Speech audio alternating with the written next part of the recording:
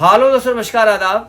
मैं डॉक्टर उमर खान आज आपके सामने बेहद बेहतरीन चीज़ लेके आया हूँ, समस्या लेके आया हूँ, टॉपिक लेके आया हूँ। वो एक ऐसा टॉपिक है, अगर उस टॉपिक को आपने फॉलो किया तो आपके पशुओं की जान नहीं जाएगी।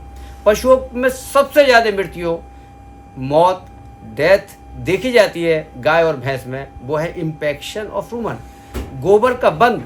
तो गोबर के बंद का लगने का सबसे बड़ा कारण है, जब चारा हमारा बदलता है तब गोबर का बंद लगता है।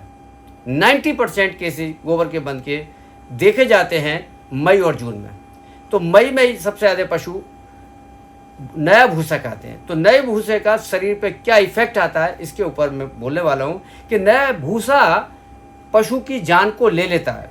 तो नया भूसा पशु की जान को क्यों लेता है और उसके कैसे बचा जाए, क्या है। तो नए भूसे से होने वाले नुकसान, ये नया भूसा है, पशु की मौत का कारण है नया भूसा। नया भूसा, नया भूसे से ही सबसे ज्यादा पशु को बंद लगता है। गोबर का बंद का बड़ा कारण है नया भूसा। नए भूसे में क्या होता है, पशु नए भूसे में क्या होता है, सॉफ्ट नहीं होता है। नए भूसे के अंदर क्या होता है, सूखा होता है, हार्ड होता है। जब नया भूसा हार्ड होता है और जब वो अंदर जाता है तो क्या करता है, दर्द पैदा करता है, दर्द होता है, पेन होता है, कोलिक हो जाता है जब नया भूसा पशु खाता है। और कुछ पशुओं में तो कोई प्रॉब्लम नहीं आती, लेकिन कुछ पशु गाय भैंस नया भूसा खाने के बाद दर्द महसूस करते हैं, कभी कभी फटा गोबर करते हैं, कभी कभी डायरिया हो जाता है। जिनको डायरिया हो गया, फटा फटा गोबर हो गया, समझ लो उनका मामला ठीक हो गया। लेकिन जिन पशुओं में दर्द हुआ और दस्त नहीं हुए तो समझ लो कि जानलेवा कंडीशन पैदा हो गई। तो जानलेवा कंडीशन से कैसे बचा जाए, इसके ऊपर मैं बहुत छोटा सा टॉपिक बनाया है। क्योंकि मैं बहुत दिन से लोगों की समस्या को सुन रहा हूँ, पिछले 15-20 दिन से लगातार, साहब मेरी भैंस को बंद लग गया, मेरी गोबर का बंद लग गया, गोबर का बंद लग गया, उससे कैसे निपटा जाए। तो नया भूसे से क्या होगा, नया भूसा खिलाते हैं तो एकदम नया भूसा खाने से क्या होता है, एकदम जो नया भूसा खाता है पशु तो उसके अंदर टॉक्सिन होते हैं। नए भूसे के अंदर, नए भूसे के अंदर पानी एब्जॉर्ब करने की कैपेसिटी नहीं होती। तो नए भूसे को आप ऐसे ही खिलाते हैं तो वो जम जाता है पेट में जाकर और डाइजेस्ट नहीं हो पाता। डाइजेस्ट नहीं हो पाता, क्यों नहीं हो पाता, चूँकि माइक्रोफ्लोरा जो डाइजेस्ट करने वाले ऑर्गन हैं, जो गैसेज हैं, उनका प्रोडक्शन नहीं होता है। चूँकि इसके अंदर क्या होता है, सबसे ज़्यादा क्या होता है, लैक्टिक एसिड होता है। भूसे के अंदर क्या होता है, लैक्टिक एसिड।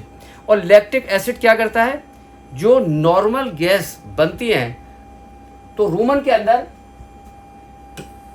ये रूमन है, तो रूमन के अंदर जो गैसेज होती हैं वो कौन कौन सी गैस होती है, सबसे बड़ा पार्ट काय का होता है, कौन सी गैस होती है, कार्बन डाइऑक्साइड। कार्बन डाइऑक्साइड के बाद होती है मीथेन और बहुत कम मात्रा में दूसरी गैस देखी जाती है। तो 77% कार्बन डाइऑक्साइड गैस होती है। तो जैसी मीथेन की फॉर्मेशन होती है भूसा खाने से, भूसे में निकलता है, तो जो माइक्रोफ्लोरा है वो डेड होने लगते हैं। तो माइक्रोफ्लोरा जब डेड होते हैं तो जो गैस बननी थी, जिससे वो खाने को पचना था, हजम होना था, वो नहीं बनना था। और ताज़ा भूसा ऐसे कैसी रखा रहता है। जब भी हम सर्जरी करते हैं, इम्पेक्शन हो तो ताज़ा भूसा मिलता है, पाइप डाल के निकालते हैं तो कभी कभी निकलता है तो ताज़ा फ्रेश भूसा निकलता है, डाइजेस्ट नहीं हो पाता। पानी में भूसा ऐसे ही पड़ा रहता है, वो नहीं गलता। और उसके ना गलने का कारण है गैस का फॉर्मेशन नहीं होना। वो गैसेज जो ग्रेडेशन करती है, फर्मेंटेशन करती है, उसको गलाती हैं, सड़ाती हैं, मारती हैं, उन गैसों का प्रोडक्शन नहीं होता। तो वो ऐसे के ऐसे ही रखा रहता है। जैसे मैं इसको समझाना चाहूँ आपको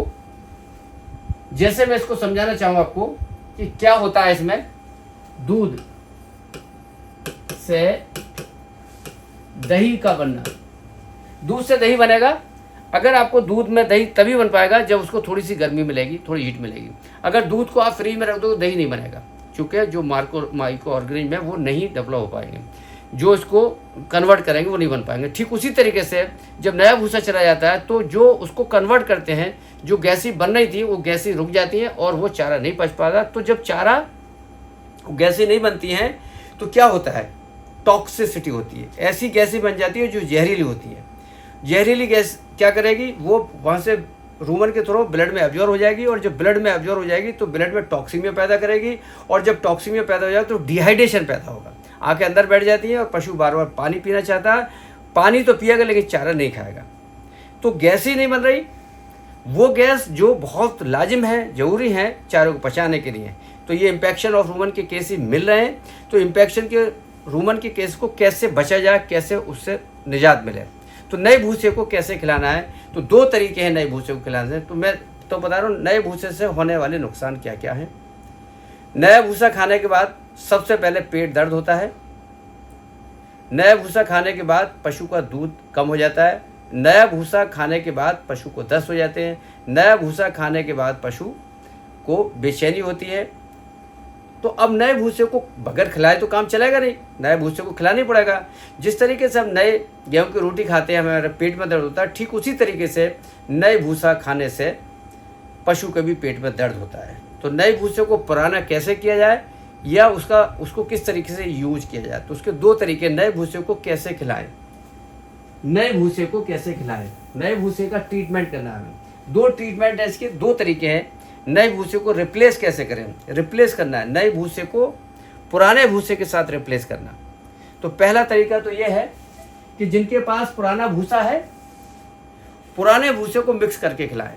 कैसे कैसे खिलाएं ये मैं बताऊंगा। दूसरा रिप्लेसमेंट है, जिसके बाद पुराना भूसे नहीं है तो क्या करेगा, उसके लिए क्या करना, उसके लिए मैं अलग से बताऊंगा। तो सबसे पहला काम है, ये लिया नया भूसा,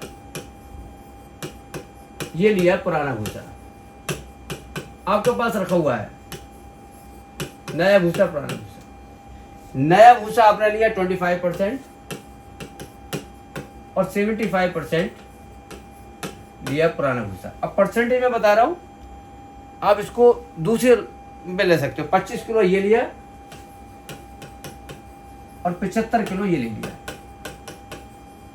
इस रेशियो में खिलाना है आपको। पहले 3 दिन। अब आपने क्या किया, इसका रेशियो 50% कर दिया। 50 kg ये लिया, मतलब आधा आधा, और 50 kg ये ले लिया। ये आपको खिलाना 3 दिन। ये बहुत ही बेहतर तरीका है, हमने बहुत सारा यूज किया है। फिर आगे क्या किया आपने, 75 kg और 25 kg,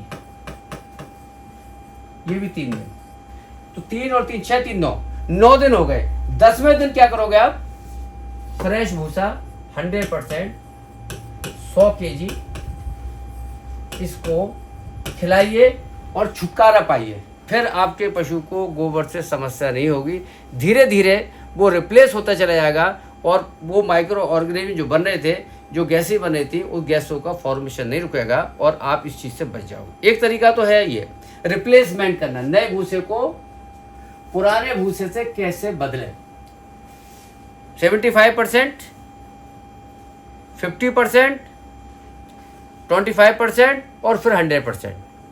दूसरा तरीका क्या है, 25 किलो ये लिया, 75 किलो ये लिया, 50 ये लिया, 50 ये लिया, 75 ये लिया, 50 ये। पुराने और नए भूसे को इस तरीके से आपने रिप्लेस कर दिया, धीरे धीरे बदल। अब जिसके पास पुरानी भूसा नहीं, वो क्या करेगा, वो तो बड़ा परेशान हो जाएगा कि हम कहाँ से दें।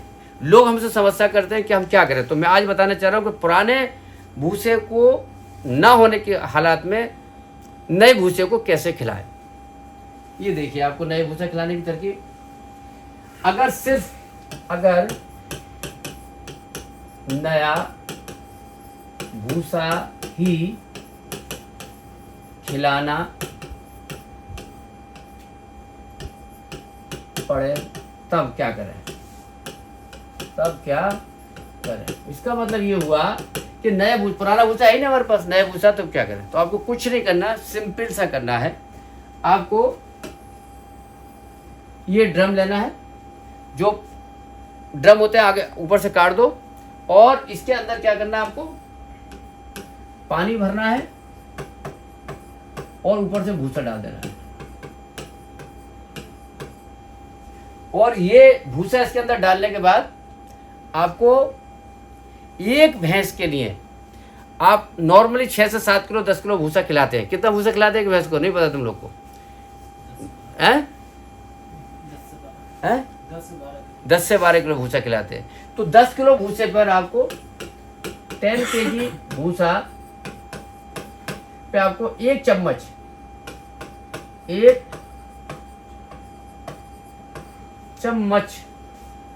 यूरिया खाद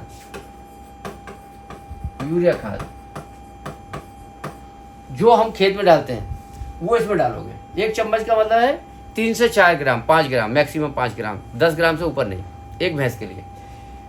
तो आप क्या करोगे, पानी भरा, उसके अंदर 10 भैंसों को डालो, 10 चम्मच, चम्मच का मतलब छोटा चम्मच, ज़्यादा डालोगे दिक्कत हो जाएगी। तो आपको यूरिया खाद का जब डालोगे तो क्या होगा, 4 घंटे पहले, 4 घंटे पहले यूरिया उपचारित विधि से इसको वो करोगे, गलाओगे। यूरिया क्या करेगा, इस खाद को गला देगा, इसको भूसे को गला देगा।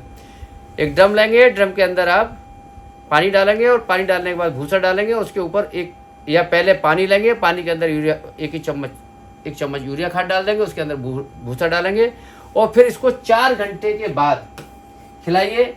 ये गल जाएगा, 100% इस भूसे से नुकसान नहीं होने वाला है। तो एक आधा चम्मच यूरिया के खाद के कितने ज़्यादा फायदे हो जाएंगे। तो नया भूसा कृपया करके ना खिलाया जाए, नए भूसे को रिप्लेस करके धीरे धीरे खिलाया जाए, या नए भूसे को यूरिया ट्रीटमेंट देके खिलाया जाए। यूरिया खाद जो आता है इसकी मात्रा को बहुत ही संतुलित रखना है। अगर ज़्यादा रखी तो यूरिया टॉक्सिसिटी हो जाएगी और भैंस को मरने का पूरा खतरा हो जाएगा। यूरिया खाने से क्या होता है, कौन सी बीमारी होती है ज़्यादा खाने से, एल्कोसिस होती है। और अगर ज़्यादा मात्रा में खा लेगा पशु तो पशु मर सकता है। मेरे एक दोस्त को मैंने बताया था, उसकी भैंस का दूध बढ़ने लगा, उसकी औरत ने ज़्यादा यूरिया मात्रा खिला दिया कि अगले दिन उसकी भैंस बिकनी थी, भैंस लेट गई। वो तो मैंने पूछ लिया यूरिया खाद, बोला हाँ रात उन्हें ज़्यादा खिला दिया था तो वो बच गई। तो ये प्लीज़ यूरिया खाद जो भी लोग खिलाएं, पूरा वीडियो देख लें। एक भैंस की डोज 5 ग्राम के आसपास होती है, 2-1 ग्राम आगे पीछे अलग बात है, इससे ज़्यादा नहीं होती है। इससे ज़्यादा दोगे तो पशु को नुकसान हो सकता है, इतना दोगे तब ये दवा का काम करेगी। तो आज के बाद अगर किसी पशु को रिप्लेसमेंट करना है, ऐसे करना है। और अगर खिलाने के बाद बंद लग गया है तो उसकी बहुत सारी वीडियो पड़ी है, अगली वीडियो में हम आपको बताएंगे। तो आज हमें बहुत वैसे ही बैठा था, नया फ़ोन भी लिया था तो मैंने कहा लाओ कुछ तो बता ही दूँ। तो नए भूसे में, नए फ़ोन में नए भूसे का लेक्चर हमने रिकॉर्ड किया है। उम्मीद है कि आप पसंद करेंगे, इस पर कमेंट्स करेंगे और इससे फ़ायदा उठाएंगे। बहुत जल्दी हम लोग 3 मिलियन सब्सक्राइबर के साथ आपके सामने पेश होंगे, बताएंगे। बहुत बहुत शुक्रिया, थैंक यू, धन्यवाद।